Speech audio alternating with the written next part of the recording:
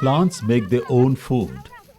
They do this by using sunlight, carbon dioxide from the atmosphere, and water from the soil. But how does water reach every leaf on the highest branches?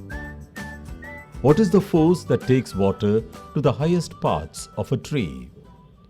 Today, we will talk about this. How do trees drink water? A game with flowers. Add some color to water. Put a white flower in the water. If you leave the flower in the water overnight, the white flower becomes colored by morning. How do you think this happened? Something similar to what happened with the flower happens around us too. A blotting paper absorbs water.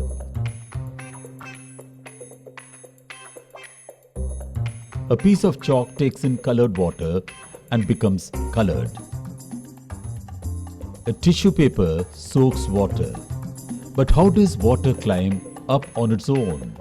This is a unique property of water. Let us understand with the help of an experiment.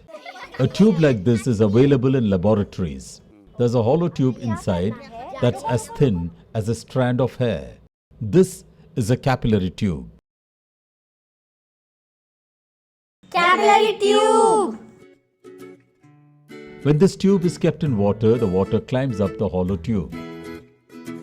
This property of water to climb up a narrow tube is called capillary action. Water climbs up the narrow glass tubes. But why does this happen? Molecules of water and glass show mutual attraction. This force of attraction pulls up the water in a narrow glass tube, and the level of water inside reaches higher than the level of the water in the container. This attraction between molecules or different substances is called adhesion. Adhesion. Things absorb water and become wet due to this property of water. Water has another special property. The water molecule is polar in nature. That is why water molecules are mutually attracted to each other. They are pulled towards each other.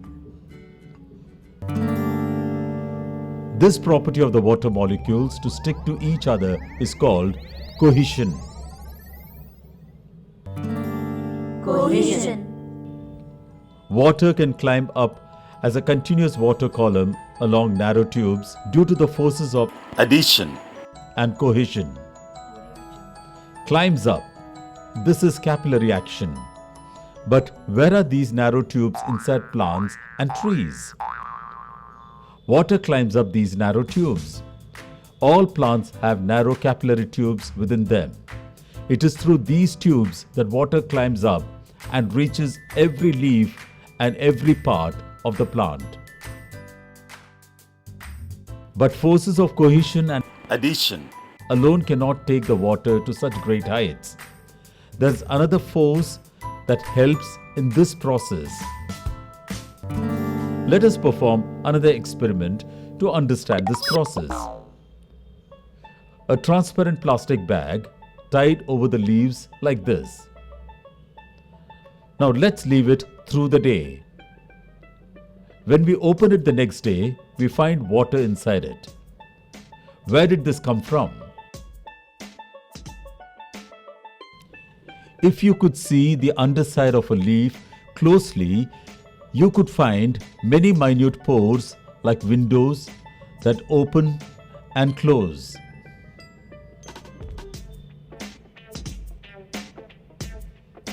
These minute pores are the stomata.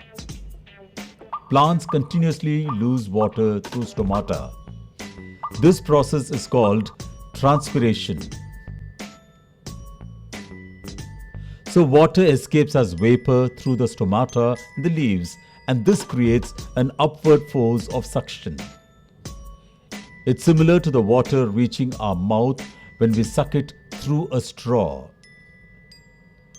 Thus, due to transpiration, and capillary action, water moves from deep inside the soil through the roots and reaches the branches and the topmost leaves. Let us again see how trees drink water. Leaves continuously lose water due to transpiration. This creates an upward force that pulls the water towards the higher parts of the plant.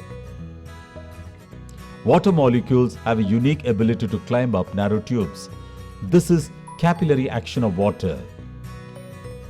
One of the reasons for the capillary action of water is its property of adhesion. Water molecules also show mutual attraction, the cohesive forces between them. Water moves up the minute tubes within the tree trunk and branches due to adhesion and cohesion, that is capillary action. The upward force created due to transpiration also helps the water to move up. This is how all plants and very tall trees drink water. Time for you to guess and make a video. We had kept a white flower in colored water. Guess how and why did the flower change its color?